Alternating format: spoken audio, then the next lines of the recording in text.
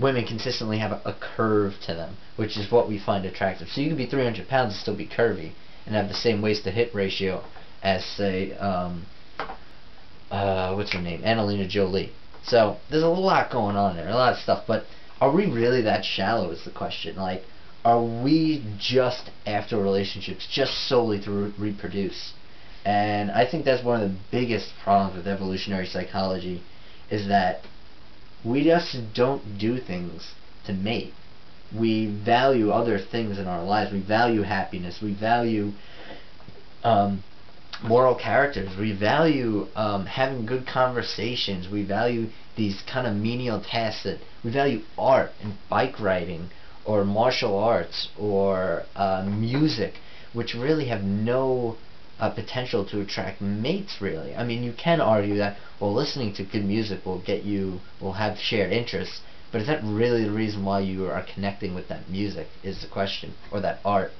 And I really don't think that we are that shallow, that the only thing we're after is sex, and that the only thing we really want is to pass on our genes. I think it's nice, but I really don't think that we that's shallow. It's that simple.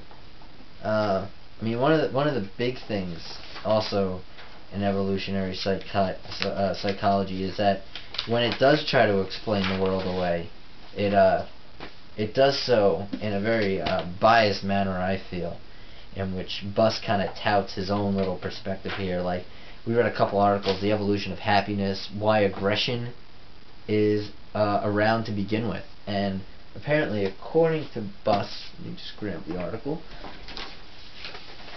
aggression is around for 7 reasons. And it's around because to co-opt the resources of others, defend against attack, inflict costs on intersexual rivals, negotiate status and power hierarchies, deter rivals from future aggression, deter long-term mates from sexual infidelity, and reduce resources expended on unrelated children. So, let's just take one example here, and we'll say, deter long-term mates from sexual infidelity. So, is it suggesting that you beat your wife so she doesn't cheat on you? Because that's what it's suggesting. Or if she does cheat on you, beat her. But, well, is that really going to keep her around? I mean, it just, what ought to be isn't. So, it just doesn't make any sense. I mean, deter rivals from future aggression. So you ought to be aggressive to an aggressor. But one of the big